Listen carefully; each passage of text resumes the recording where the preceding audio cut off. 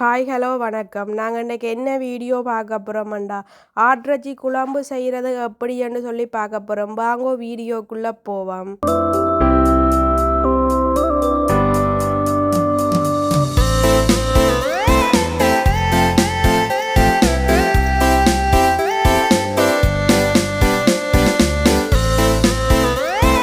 முதல்ல ஒரு சட்டியில் எண்ணெய் ஊற்றி அதை எண்ணெய் கொதிச்சு முடிய பிறகு வெங்காயம் போடுறேன். வெங்காயம் போட்டு பிறகு பச்சை மிளகாயும் வட்டி போடுறேன்.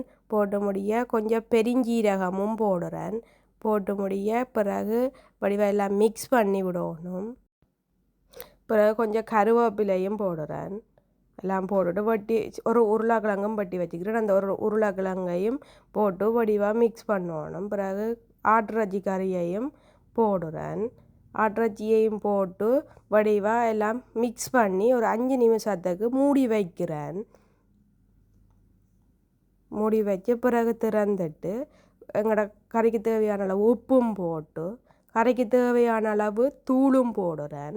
நான் பச்சை மிளகாயம் போட்டபடியாக தூள் கொஞ்சம் குறைச்சி போடுறேன். நீங்கள் உங்களோட தேவைக்கு அளவாக போடலாம். எல்லாத்தையும் போட்டு வடிவாக மிக்ஸ் பண்ணுறேன்.